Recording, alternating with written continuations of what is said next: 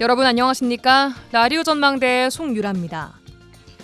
한강의 노벨문학상 수상이 난데없는 역사 왜곡 논란으로 번지고 있습니다. 소설가 김규나 씨가 자신의 SNS에 한강의 소설 소년이 온다를 꽃 같은 중학생과 광주 시민들을 우리나라 군대가 잔혹하게 학살했다는 이야기라고 적었는데요. 5.18을 5.18로 폄훼하고 조롱하고 있습니다. 작품 작별하지 않는다를 두고도 제주 4.3 사건은 순수한 시민을 우리나라 경찰이 학살했다는 썰을 풀어낸 것이라면서 두 작품 모두 역사 왜곡이라고 주장했는데요. 수많은 전문가들이 오랜 시간 연구하고 조사해서 우리나라뿐 아니라 세계가 광주의 민주화 운동과 제주 4.3을 규정하고 있는데 우리나라 작가의 노벨 문학상 수상에 맞춰서 역사 왜곡 주장을 펴는 저희가 무엇인지 알 수가 없습니다. 여전히 많은 유족들이 살아남아 증언하고 계시고 목격자들은 순수한 국민들이 학살당한 역사적 트라우마를 겪고 있는데 그런 제주 4.3이 왜곡이라면 쌍둥이 사건이라 불리는 여순 사건 또한 역사 왜곡이 될 수밖에 없는 거 아니겠습니까? 돌아오는 19일은 여순 사건 76주기입니다. 라디오 전망대는 여순 사건에 대해서 다각적으로 더 많이 다뤄보겠습니다. 오늘 저희가 준비한 내용입니다. 뉴스 브리핑 털어불어 한 주간 도정 소식까지 알아보겠습니다. 잠시 후에 뵙죠.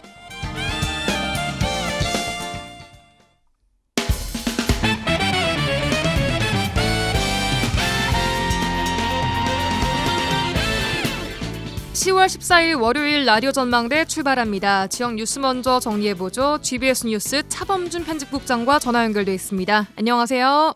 네, 안녕하세요. 네, 오늘 지역 소식은 광양부터 가보겠습니다. 정인화 시장이 핵심 사업으로 진행하고 있는 대학 등록금 전액 지원 사업이 시의회 예산 출연 동의안 심사 과정에서 진통을 겪고 있다고요?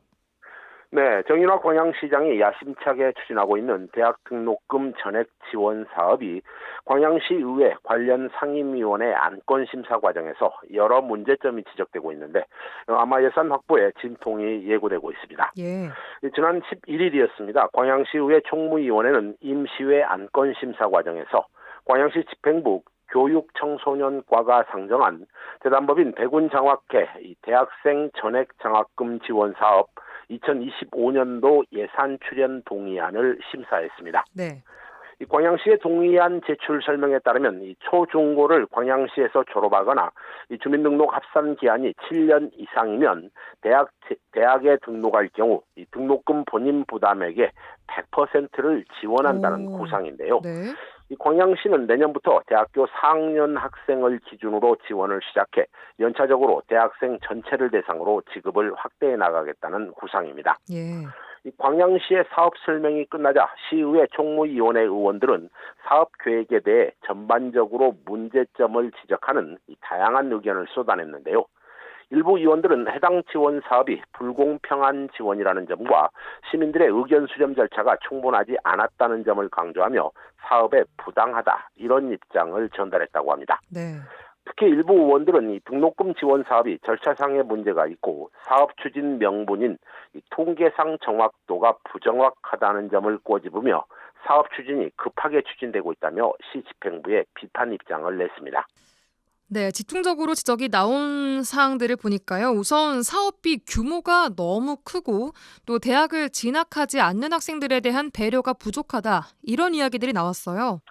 네, 광양시의회 총무위원회 의원들은 내년에 20억 원에서 최대 80억 원까지 예산이 투입되는 사업임에도 불구하고 해당 사업 예산이 중기 지방재정 계획에 반영되지 않았고 또 동의안이 통과되고 나면 천문학적인 예산이 장기적으로 지출되는 만큼 반드시 재정 계획에 포함해야 한다며 네. 사업 예산 지출에 이 절차상의 문제를 지적했습니다. 예.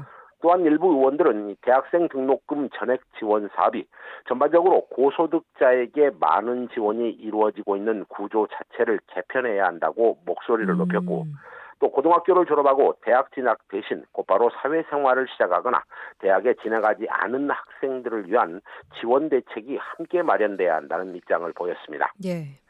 이날 동의안 설명 과정에서 일부 시의원과 집행부 간부 공무원 간의 공청회 여부를 두고 직접적인 이견이 노출되기도 했는데요.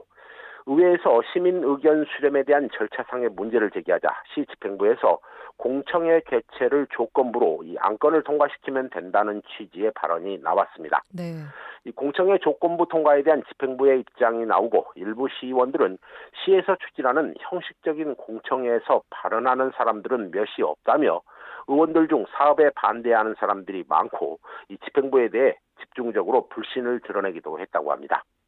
이 특정 의원은 시 집행부가 의회의 동의안을 설명하기 전에 용역을 진행해서라도 지원의 대상, 지원 금액 등이 명확하게 정해져야 한다며 광양시가 대규모 사업을 시민 의견 수렴도 없이 또 정확한 데이터도 없이 급하게 추진하려는 느낌이라며 시 집행부를 비판했습니다.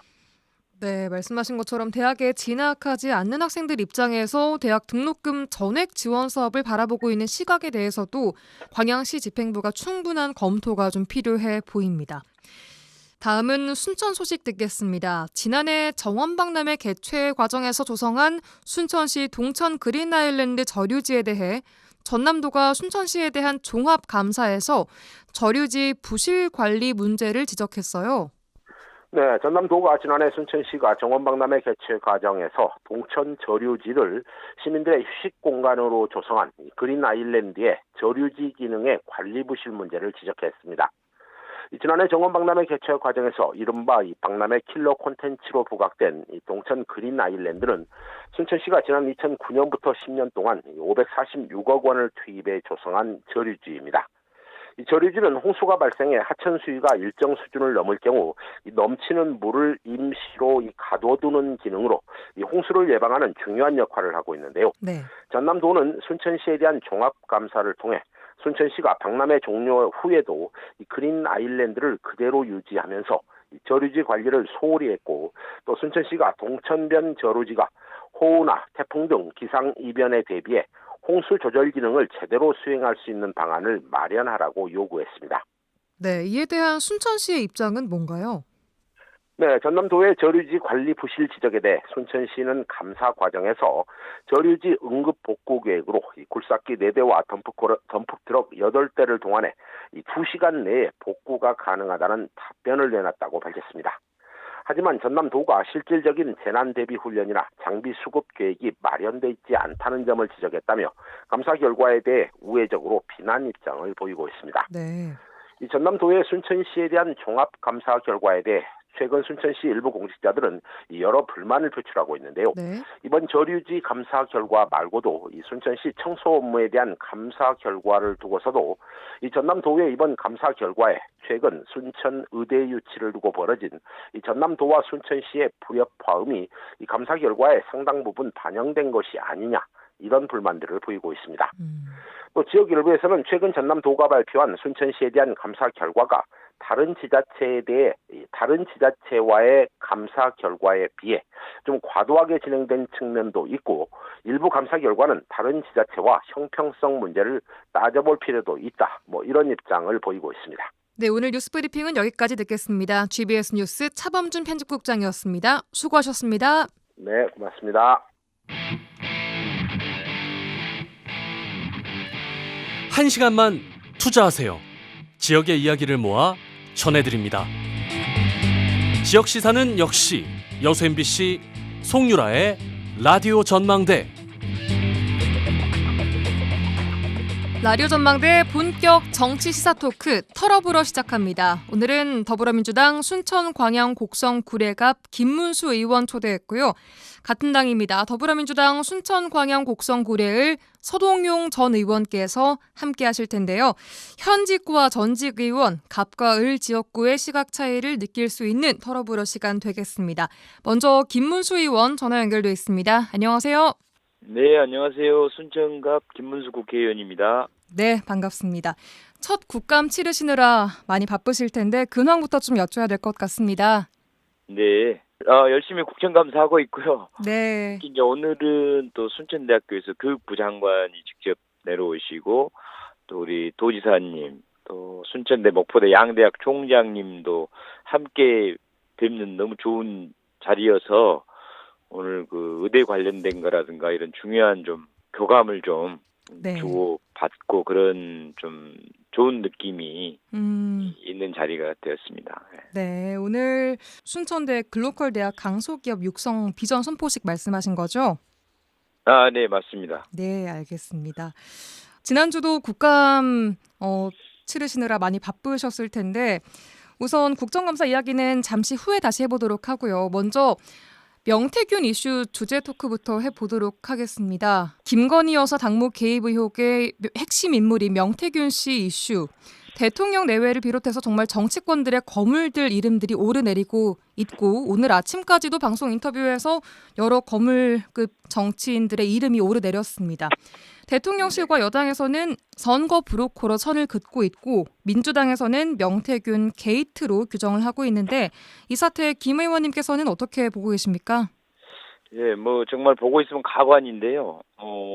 명태균, 김대남 이 녹취가 목소리가 그대로 나온 거고 또 김건희 여사의 총선 개입 의혹이 거의 뭐 사실이 아닌가 이런 생각이 들 정도로 사실 국기문란이라고 봐야 됩니다. 그리고 뭐 명태균 게이트라고 하는데 오히려 김건희 게이트가 더 맞다 이런 생각이 들고요. 네. 22대 총선 관련해서 김건희 여사 관련된 건데 이제 총선을 앞두고 명태균과 사전 모의를 해서 김영선 당시 국민의힘 의원을 창원에서 김해 갑으로 지역구를 옮기도록 요구했다 이런 의혹이 있고 다른 하나는 김건희 여사가 이철규 국민의힘 의원을 통해서 이원모 현 대통령실 공직기강 비서관의 용인갑 지역구 출마에 관여했다. 이 두 가지지 않습니까? 그런데 예. 녹음 내용이라는 게 뭐 억지로 꾸민 것은 아닐 텐데 상당히 의혹을 가질 수밖에 없고 물론 뭐 대통령실에서는 컷오프 됐기 때문에 뭐 공천 개입도 아니다고 하지만 실패하고 미수도 죄가 됩니다. 이런 김 여사의 국기문란 의혹에 대해서 철저히 특검을 해야 된다고 생각합니다. 네, 특검의 필요성 다시 한번 짚어주셨습니다. 자, 이 정도로 일단 간단히 짚고 다음 국정감사 이야기를 본격적으로 조금 더 해보겠습니다. 국회의원 당선되시고 처음 국정감사에 들어가셨습니다. 소감이 우선 어떠십니까? 네, 우선 뭐 국회라는 공간이 워낙 중요한 공간인데 지난 10일 날은 국회 행정안전위원회에서 이제 국정감사에 김건희 여사 선거 개입 관련해서 명태균, 김대남, 김영선 전 의원 국정감사 증인 출석을 요청했지만 3명 모두 불출석했고요.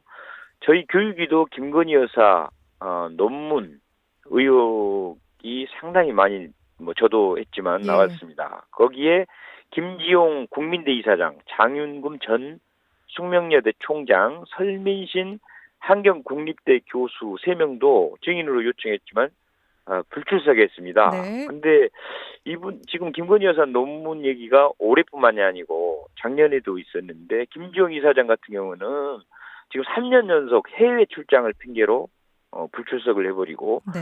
장윤금 전 숙명여대 총장은 불출석 사유서도 내지도 않고 해외로 도피를 했습니다. 네. 이렇게 국회를 완전히 무시하고 있기 때문에 정말 행정부, 사법부는 권한이 세고 국회는 너무 정말 노력은 하고 있지만 할 수 없는 일들이 너무 많습니다. 이거 법을 바꿔서라도 이런 불출석 사유가 상습적이거나 분명히 근데 뭐 어떤 우울증이 있다는데 또 예. 수업을 진행하고 그런 게 알겠습니다. 발견됐거든요. 반복되지 그러면 않게 이런 조치를 좀 취해야 된다. 네, 좀 강화해야 된다 이런 생각을 하고 있습니다. 알겠습니다. 국회 교육위원회에 계십니다. 관련 이슈들 짚어보겠습니다. 먼저 여순 사건 역사교과서 문제인데요. 여순 사건에 대한 역사를 왜곡해 기술해 놓은 교과서 지금 현재 어느 정도로 파악하고 계십니까? 예, 지금 소위 여순 사건 여기에 자꾸 이제 반란이라는 표현을 넣기도 하고 예. 중학교 역사 교과서는 총 7종인데 이제 아예 5종은 언급 자체를 안 하고 2종만 여순 사건을 언급하긴 했습니다. 예. 근데 이제 고등학교 교과서는 또 총 9종인데 이 중에서 5종이 여순 사건을 반란이라고 표현을 해놨어요. 예. 이 교과서들이 동아출판, 또 시마스, 리베르, 비상교육, 한국학력 평가원 요 5개 교과서에 반란 가담자 이런 표현을 써놨기 때문에 지금 삭제 요청을 해놓고 네. 근데 시기적으로 이게 혹시나 그 교과서 수정이 늦어지게 되면은 예. 이번 10월 말까지 학교 운영위원회에서 교과서를 선정하도록 돼 있어서 우선 학교 운영위원회에서라도 이런 교과서들 좀 전에 제가 말씀드렸던 5종의 고등학교 교과서는 특히 그 선택을 하지 않았으면 하는 좀 그런 운동이 필요한 것 같습니다. 이런 일들이 벌어지고 있는 원인 어떻게 파악하고 계십니까? 일단 당연히 그 어떤 현재 그 윤석열 정권의 역사의식이 아주 삐뚤어지고 잘못된 것에서 가장 큰 원인이 있다고 봅니다. 예. 이 국민과 또 정의의 편에 서 있지 않기 때문일 테고요. 뿐만 아니고 이제 친일 잔재가 아직도 곳곳에 스며 있는 것처럼 이 역사 왜곡을 하는 사람들, 특히 뭐 뉴라이트 이런 사람들이 지금 정부 기관 또 우리 교육부 산하 기관 학술 단체 등의 곳곳에 숨어서 지금 활동을 하고 있거든요. 그래서 이런 잔재들을 철저하게 그 정말 뿌리 뽑지 못했기 때문에 이런 일들이 계속 벌어지고 있는 것 같습니다. 알겠습니다. 이주호 교육부 장관은 답변을 좀 얼렁뚱땅 넘어가는 모습이더라고요. 앞으로 교과서 수정과 채택에 대해서 어떤 일들 준비하고 계세요? 네, 이 윤석열 대통령의 그 역사 인식 자체가 매우 잘못되어 있다 보니까 그 교육부 장관이 엄청 눈치를 보고 자기 소신껏 말을 못하거나 아니면 본인의 생각도 동의하거나 그래서 얼렁뚱땅 넘기고 있습니다. 그런데 이제 저희가 철저하게 이걸 따지고 물었더니 여야 합의를 하면 수정할 수 있다. 이렇게 이제 저희들한테 떠넘겨서 저희가 그래도 여당을 잘 좀 설득해가지고 그래도 다행히 이제 여당 국회의원 중에서 좀 제대로 몇 명이 또 다행히 있더라고요. 이렇게 네. 좀 잘못했다 그런 부분이 그래서 네. 잘하면 합의를 또 이끌어낼 수 있을 것 같습니다. 알겠습니다.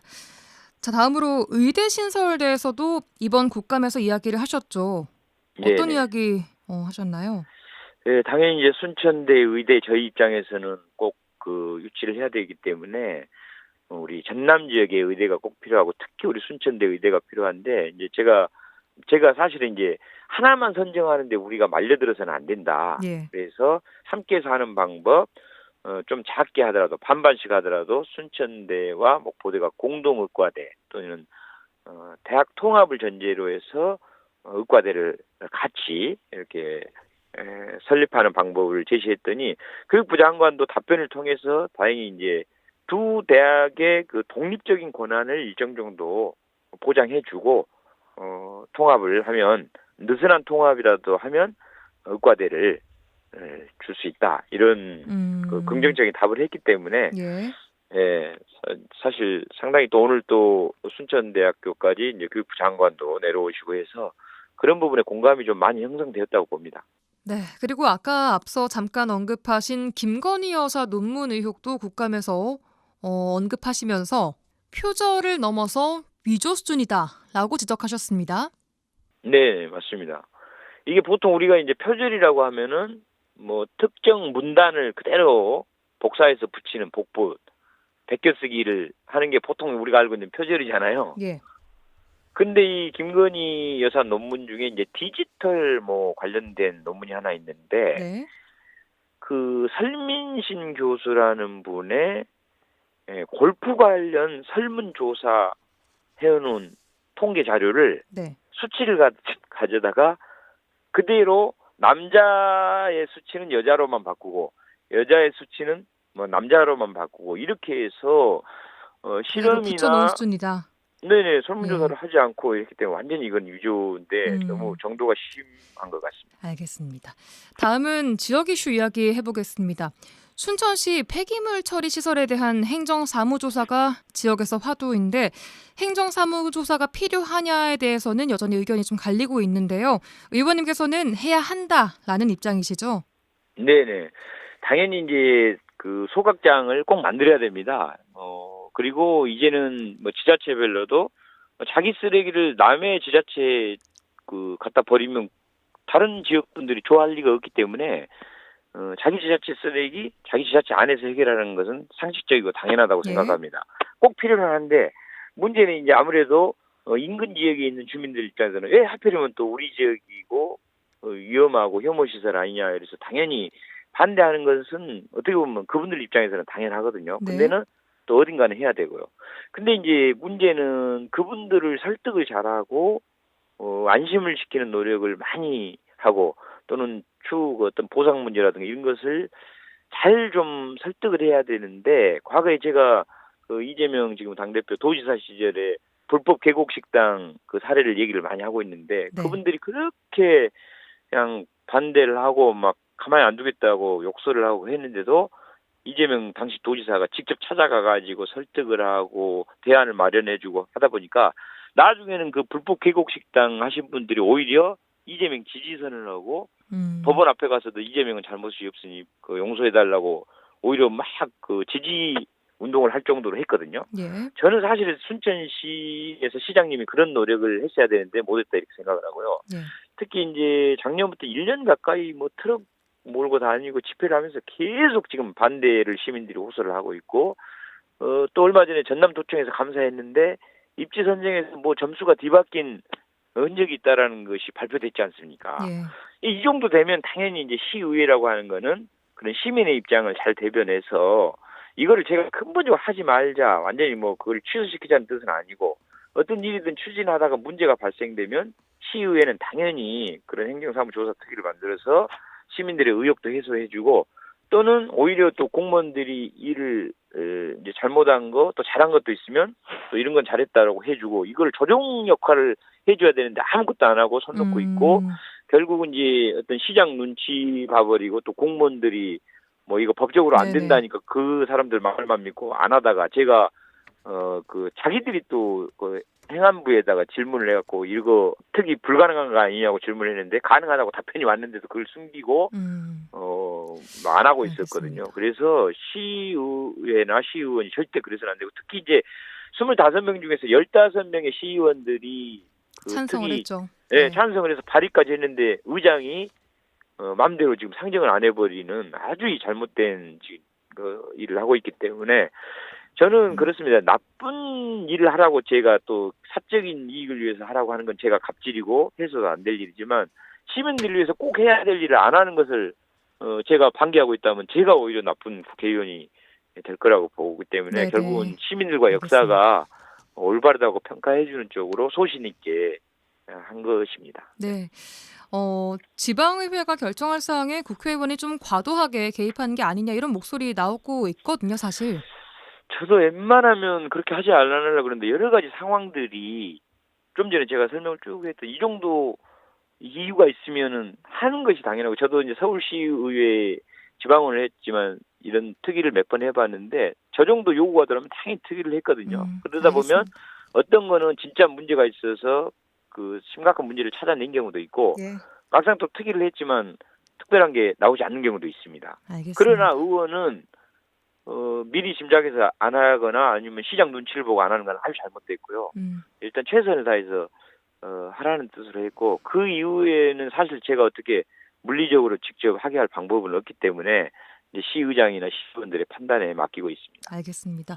이게 한다고 해도 근데 순천시가 자료 제출에 소극적일 경우에는 실효성이 있겠냐 하는 반론도 나오긴 하거든요. 물론 이제 수사 중인 사항에 대해서 그 수사에 관여할 목적으로 무혐의를 해달라라든 징역 몇 년을 때려든 이런 얘기는 할 수 없지만은 당연히 행정적으로 수사 목적 이외에 행정적인 절차라든가 또 기타 여러 가지 살펴볼 사항들이 있고 시민들의 얘기도 직접 들어볼 수 있고 또 공무원들의 해명도 들어볼 수도 있기 때문에 네.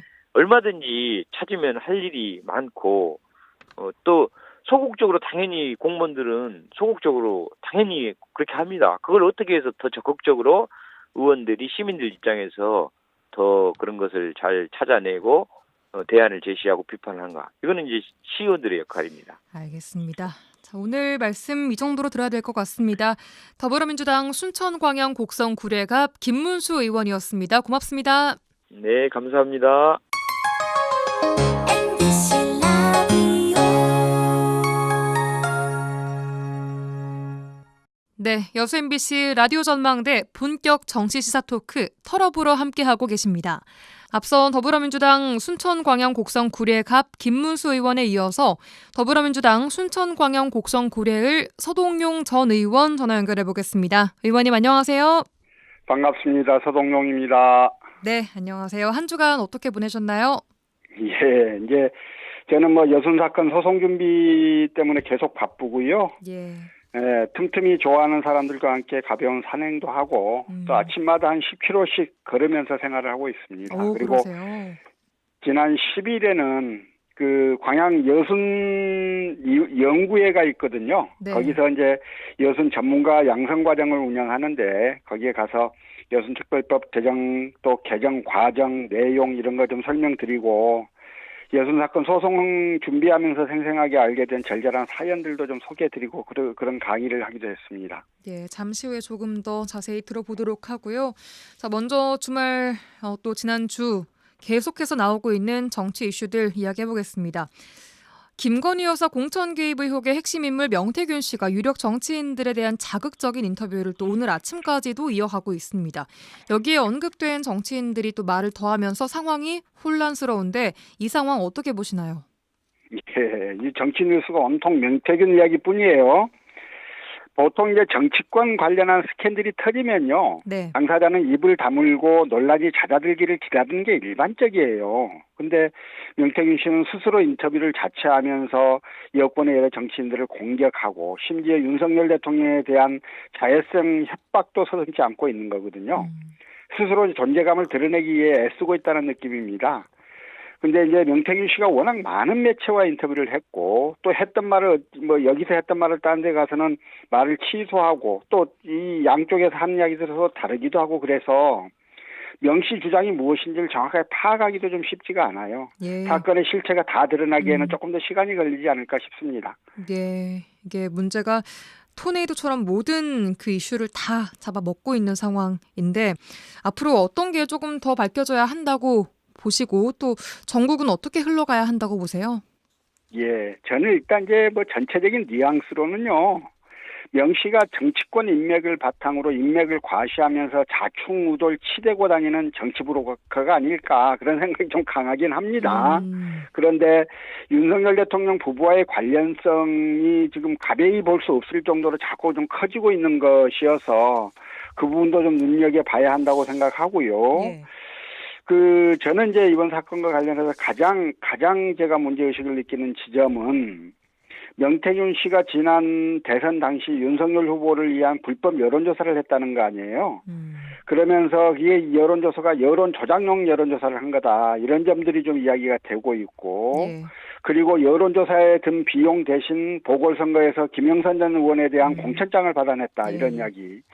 또 당시 이제 김영선 의원에 대한 자기가 일정 부분 돈을 좀 투자를 하면서 그걸 김영선 의원이 매달 받는 세비의 반을 떼서 좀 보내주고 있는 이런 정말 듣도 보도 못한 일들이 계속 벌어지고 있는 건데요. 이런 부분들도 저는 좀 심도 있게 들여다봐야 할 거라고 생각이 들고요. 무엇보다도 민주당 등 야당이 국민을 대신해서 진실을 밝히도록 더 많은 노력들을 해야 되지 않을까 싶습니다. 알겠습니다.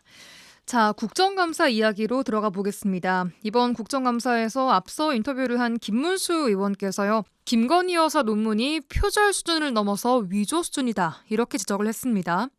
2년 전 국감에 비해서 이번에 새롭게 밝혀진 내용이나 다른 부분들이 있습니까?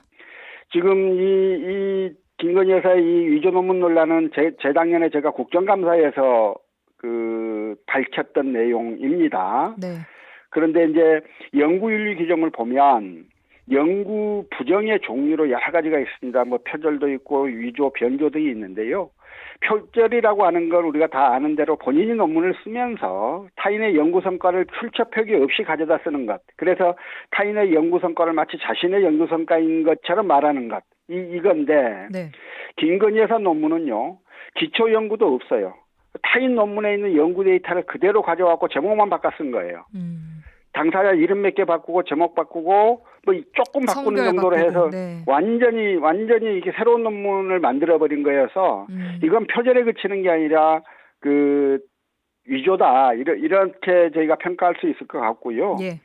근데 이제 이 김건희 여사 논문의 원저자가 설민신 교수인데 설민신 교수는 그거 외에도 직간접적으로 김건희 여사 논문 부정에 많이 관여했던 사람이거든요. 그래서 작년 국감에서는 이 설민신 교수가 전에 근무하던 대학에서 성폭력 범죄를 저질러서 유죄 판결을 받고 학교를 사퇴한 후에 국립환경대학교로 옮기는 과정에서 성폭력 범죄를 저질렀던 학교의 근무 경력을 숨김으로써 환경대학교에 들어갈 수 있다는 사실을 폭로하기도 했었습니다. 21대 국회 때는 저희 이제 교육위원회가요. 그리고 도종환 의원, 안민석 의원, 유기용 의원 이런 여러 의원들의 의원실 보좌진들이 협력 작업을 통해서 김건희 여사의 허위 경력, 허위 학력, 표절을 넘어서 유조 소진 논문의 실태 등을 많이 밝혀내고 그랬거든요. 예. 이제 22대 국회에서도 좀 많은 성과를 내주면 좋겠는데 이게 서로 협력 작업을 해야 훨씬 많은 성과를 낼 수 있을 텐데 어떻게 하고 있는지는 잘 모르겠습니다. 알겠습니다. 국정감사 교육위 이야기 조금 더 해보자면 여순 사건 역사를 다룬 교과서가 고등학교 검정 역사 교과서는 여순 사건을 반란으로 규정을 하고 있는 것들이 꽤 있고 또 중학교 역사 교과서는 언급이 안 된 교과서가 대부분이라는 겁니다. 이런 흐름들 어떻게 보세요? 예, 이제 윤석열 정부 들어서 뉴라이트 역사관을 가진 사람들을 대거 기용을 했어요. 그러다 보니까 역사, 문화, 교육 등 전 분야에서 극우적 인식에 대한 논란이 확산되고 있고요. 네. 여순 사건 진상조사 보고서 기획단 구성 과정에서도 우리가 그런 문제들을 경험했었습니다. 고등학교 검정교과서에 여순 사건을 반란으로 표기한 것도 그런 정부인 내 분위기가 반영된 것이 아닌가 싶고요. 일단 이제 고등학교 역사 교과서는 이제 시민사회 그리고 유족들의 강력한 항의 때문에 표현을 반란군에서 가담자로 바꾸는 정도 변화가 좀 있긴 했습니다. 앞으로 상황들 좀 더 봐야 될 것 같고요. 예. 그런데 이제 한편으로 보면 지금 여순특별법이 만들어져서 진상규명 작업이 시작된 지 얼마 안 됐습니다. 그래서 중학교 역사 교과서에 좀 기술이 없는 부분은 저희가 조금 더 좀 지켜보면 좋겠다는 생각은 있어요. 앞으로도 더 많은 논의를 거쳐서 중학교 역사 교과서에도 여순이 좀 더 폭넓게 그리고 정확하게 기술되도록 노력을 해야 할 거다 이런 말씀은 좀 드리고 싶고요. 네. 근데 제가 좀 특히 이 교육과 관련해서 한 가지 좀 아쉬운 점은 이런 겁니다. 초중고등학교의 계기교육이라는 게 있습니다. 예. 학교 교육 과정에서 제시되지 않은 특정 주제에 대해서 실시하는 교육을 말하는데요. 주로 교육청 단위에서 주제를 정해서 실시해요. 우리 광주와 전남에서는 5.18 민주화운동 관련해서 교육 과정에서 다루는 것보다 훨씬 더 자세하고 구체적인 내용을 교육하고 있는 게 그런 예거든요. 네. 지난 21대 때 제가 이제 국정감사를 하면서요. 전라남도 교육청에 대해서 여순 사건에 관한 계기 교육을 더욱 강화해 달라. 그리고 이를 위해서 다양한 교육 자료를 발굴해 달라라고 이제 요청을 드렸고 네.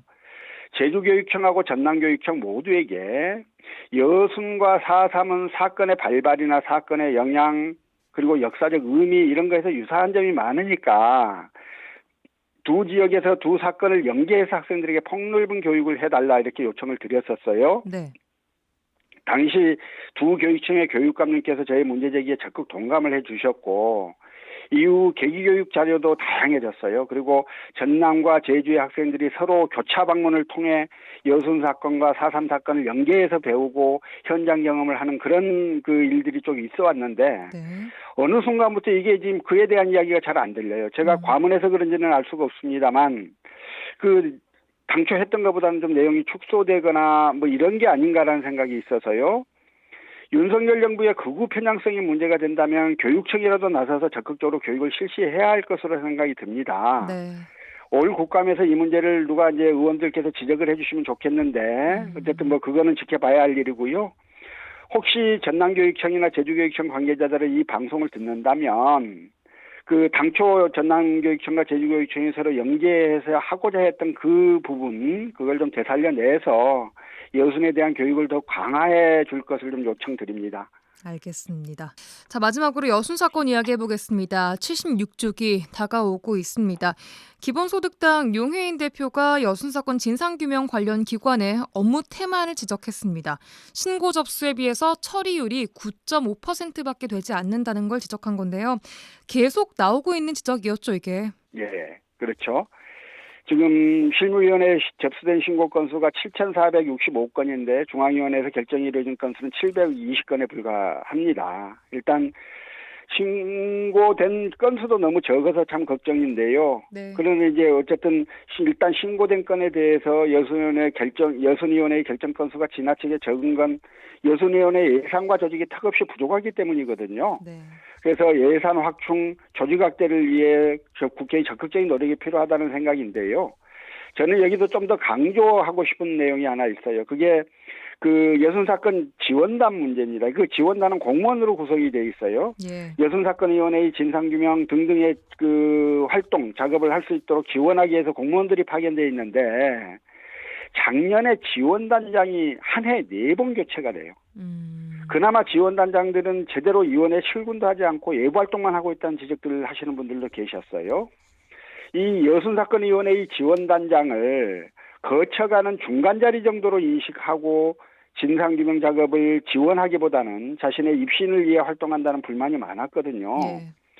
그래서 이제 위원회의 조직과 예산을 확충하는 것과 함께요. 지원단 구성을 획기적으로 바꾸는 방안도 고민을 해야 한다. 더 나아가 진상규명 활동의 전문성과 지속성을 담보하기 위해서 상임위원을 두는 방안도 적극적으로 좀 고려할 필요가 있겠다. 이런 생각을 좀 가지고 있고요. 네. 용해인 의원 특히 열심히 해주셔서 너무 고마운데 네. 용해인 의원을 비롯한 행안위 소속 의원들의 적극적인 역할을 좀 기대합니다. 알겠습니다. 네, 지난 10월 5일 여순 사건 진상조사 기간이 끝이 났습니다.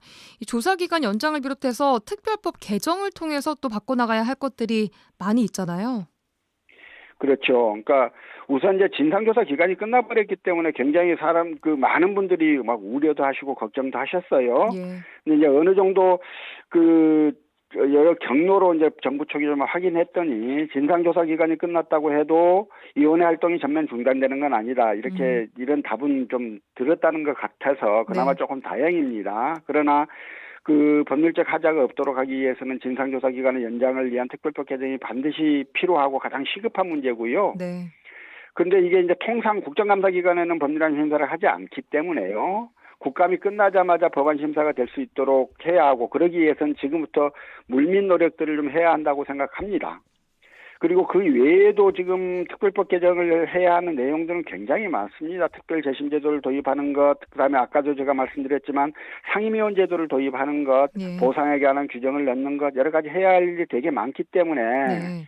조금 더 좀 민주당도 21대 때는 그러지 않았는데 22대 때 당 내에다가 여순 사건 특위를 구성하기도 했으니까요. 예. 특위 활동을 좀 더 강화해서라도 그런 그 법률 개정이 필요한 부분들에 대해서 조금 더 적극적으로 임해주기를 좀 기대합니다. 알겠습니다. 아까 말씀하셨던 소송 이야기도 해보겠습니다. 찾아오시는 분들의 사연이 하나같이 좀 처절하다고요. 예, 그렇더라고요. 일단 이제 1948년 10월 19일 그날이요. 제주 4.3에 대한 진압 명령을 받고 이걸 이제 거부하면서 총을 든 청년 군인들의 그 절박함, 또 여러 가지 고민들이 있었을 겁니다. 이후 진압군에 밀려서 지리산 백운산 등으로 숨어 들어간 사람들, 그리고 이들을 토벌하는 과정에서 국가위에 억울하게 죽어간 민간인들, 이런 다수의 사연들이 있는데요. 이 부분들은 이제 그래도 지금까지 연구자들의 연구나 진화의 그리고 지역 시민단체의 조사 등을 통해서 어느 정도 좀 알려지기도 했어요. 네. 근데 이제 여순위원회에서 희생자로 결정되고 나서 국가를 상대로 손해배상 소송을 하겠다고 찾아온 유족들을 만나서 쭉 이야기를 좀 듣다 보면 네. 희생자의 억울한 희생 그 자체도 이제 크게 큰 문제지만 갑작스러운 그 가족 구성원, 특히 이제 가장이 사망하고 이제 이런 사태를 겪고 나서 남은 가족들이 살아내야 했던 그 후의 삶이 훨씬 더 처절했다는 걸 알게 되거든요. 그래서 이야기를 들을 때마다 가슴이 좀 먹먹해집니다. 앞으로 이제 그분들의 이름이나 지역은 좀 감추더라도 그 절절한 이야기들을 좀 전해드릴 기회가 왔으면 좋겠다는 생각을 하고 있습니다. 네, 알겠습니다. 오늘 말씀은 여기까지 듣겠습니다. 서동용 전 의원과 함께했습니다. 고맙습니다. 고맙습니다. 이번 주 도정 소식 들어보는 시간입니다. 전라남도 대변인실 방준환 사무관 연결돼 있습니다. 안녕하세요. 네, 반갑습니다. 네, 첫 소식부터 들어보겠습니다. 김영록 전남지사가 한강 작가의 한국인 최초 노벨문학상 수상을 축하하고 이를 기념해서 매년 전라남도 문학박람회를 개최하겠다고 밝혔죠. 예, 그렇습니다. 지금 우리 국민은 물론 특히 전남으로서는 한껏 축제에 지금 빠져 있는데요. 예. 김영록 전남지사가 축하 성명을 통해 영국 맨부커상과 지난해 프랑스 메디치상에 이어 이번 영예로운 노벨문학상까지 석권한 한강 작가께 경의를 표했습니다. 네. 특히 전남 출신의 김대중 전 대통령의 노벨평화상 수상에 이은 이번 두 번째 노벨상 수상자이자 노벨문학상으로는 대한민국 최초라는 점에서 더욱 뜻깊은 상이라 할 수가 있죠. 네.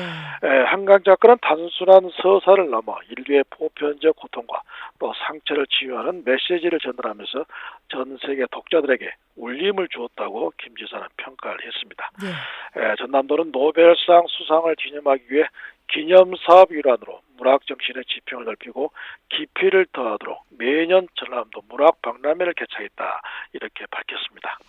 네, 기분 좋은 소식으로 첫 소식 출발해 봤습니다. 네, 다음은 전남도가 내년도 현안 사업에 대한 국회 대응 전략회의를 갖고 국회 심의 과정에 예산을 대폭 반영해 나간다면서요? 예, 맞습니다. 또 바빠졌습니다. 국회 심의에 앞서 도내 주요 현안 사업에 대한 대응 전략을 마련했습니다. 이번 국회에서 꼭 반영해야 할 사업은 민간 전용 우주 발사체 엔진 연소 시험 시설 구축 설계비로 20억과 또 친환경 선박용 극저온 단일 시스템 생산 제조 기반 구축 사업비 22억 원 등의 첨단 전략 사업비를 반영해 나가고요. 네. 또 농림해양 산업의 경우 저메탄 조사력 종합유통센터 지원 사업비 10억 원, 국립김산업진흥원 건립 연구 용역비로 2억, 수산 종자원 설립의 실시 설계비로 15억도 대상에 포함시켰습니다. 네. 그리고 호남권 미래 SOC 사업은 호남 고속철도 2단계 사업비 1,200억과 신안 앞에서 해남 하원관 사업비 539억을 비롯해서 여수 화태서 백야 사업비 407억 원의 국지간 사업도 성사시켜 나가는데요. 아무튼 전남도는 지금 국고 확보가 어쩌면 도정의 최우선 과제로 보고 지역 현안 사업이 국회에서 반드시 반영될 수 있도록 저희들이 모든 행정력을 집중해 나갈 계획입니다. 알겠습니다. 그리고 전남도가 최근 공중보건의사 부족으로 진료 차질을 빚고 있는 보건기관에서 디지털 기술을 활용해 취약지 의료 공백 해소에 나서고 있다고요? 네, 그렇습니다. 공중보건의사 부족으로 지금 도내 216개 보건지소 중에 83개 보건지소에 의과 공중보건의사를 배치하지 못하자 순회진료와 함께 다양한 개선책 마련에 들어갔습니다. 네. 우선 만성질환 관리와 재진 환자를 중심으로 비대면 진료를 확대하는데 특히 의과 공중보건의사가 없는 보건지소 환자는 네. 타 보건기관 공중보건의사와 영상으로 진료받고 환자 소재 보건지소에선 약까지 처방이 가능합니다. 네. 현재 88개 보건지소에서 서비스에 들어갔고요. 향후 전체 보건지소로 이를 점차 확대해 나갈 계획입니다. 이 사업은 과학기술정보통신부 사업으로 올해부터 내년까지 10억이 지원되는데 사업이 본격화되면 보건기관 의료 서비스의 질적 저하 불균형 해결에 기반이 될 것으로 보입니다. 네, 기술도 중요하지만 근본적인 이 공중보건의 부족 문제가 얼른 해결되기를 또 바라보겠습니다. 다음 소식입니다. 국립의대 설립 범도민 추진위가 지역 상생과 화합을 위한 통합의대 지지 성명과 함께 설립 방식을 놓고 설명회를 가졌다고요? 예, 그렇습니다. 이번 설명회에서는 그동안 도민공청회와 또 대학 설명회, 여론조사 등 이 의견 수렴 결과와 1대학 2병원, 통합의대 투트랩 설립 방식을 놓고 지금까지 추진 상황에 대한 설명회를 가졌는데요. 네. 여기서 특히 두 가지 방안 중 통합의대는 대학 통합과 국립의대를 함께 실현하는 방안이자 하나의 대학을 정해 추천해달라는 정부의 요청을 구현하는 방안이라고 소개를 했습니다. 네. 범도민 추진위는 성명을 통해 양 대학에서 대학 통합을 진정성 있게 노래하는 것에 환영하고요. 지지한다면서 통합의대 설립은 정부의 1도 1국립대 정책에 부합한 것으로 정부에서도 받아들일 수 있는 최저안으로 거론이 되고 있습니다. 네. 전남도는 2026년을 사실상 국립의대 설립의 마지막 기회로 보고 전남의 국립의대가 반드시 설립될 수 있도록 최선을 다하기로 했습니다. 예. 다음 소식 보겠습니다. 좀 기분 좋은 뉴스 들어와 있는데요. 승객과 승무원 400여 명을 태운 프랑스 선사 소속 대형 크루즈선이 최근 여수 엑스포항에 입항하면서 점차 지역 경제도 활기를 띨 것으로 보인다고요? 네, 그렇죠. 반가운 소식이죠. 이번에 입항한 크루즈는 일본 오사카를 출발해서 여수에 입항한 후 후쿠오카로 돌아갔는데요. 이들 관광객들은 순천만 국제정원과 또 나가름성, 여수 이순신 광장 등 전남의 주요 관광지를 쭉 둘러봤습니다. 네. 그동안 전남도는 관광 활성화를 위해서 크루즈 관광객을 적극적으로 유치하고 있죠. 국제 크루즈 입항 시 관광객 1인당 10,000원씩 최대 1,500만 원의 인센티브를 지원하면서 크루즈 유치에 당금질에 나섰습니다. 네. 그리고 지난 9월 국제 크루즈 입항을 위한 일본 유센 크루즈사 관계자 초청 팸 투어를 진행해 여수 어동도와 해상 케이블카, 또 순천만 국제정원 등 여수와 순천 일대 관광 자원과 기반 시설에 대한 사전 답사도 가진 바 있습니다. 이제 11월에 크루즈가 입항하게 되면 세계 관광문화 대전과 여수 세계섬 박람회와 연계한 적극적인 마케팅에 나서기로 했습니다. 네. 글로벌 관광 도시 또 관광도가 될 수 있기를 또 바라보겠습니다. 전남이. 도정 소식 쭉 들어봤습니다. 지금까지 전라남도 대변인실 방준환 사무관이었습니다. 수고하셨습니다. 고맙습니다. 네, 10월 14일 월요일에 함께한 라디오 전망대가 준비한 내용은 여기까지입니다. 자, 내일도 오늘처럼 좀 대체로 흐리고 오후부터 비가 내릴 전망이라고 하고요. 강수량은 5에서 최고 40mm 정도가 예보돼 있고 남해안 일부 지역에는 최대 60mm까지 비가 내릴 가능성이 있습니다. 내일 아침 기온은 14도에서 20도, 낮 최고 기온은 22도에서 25도 정도로 비교적 온화한 날씨가 이어지겠습니다. 저는 내일 다시 돌아오겠습니다. 송유라였습니다. 고맙습니다.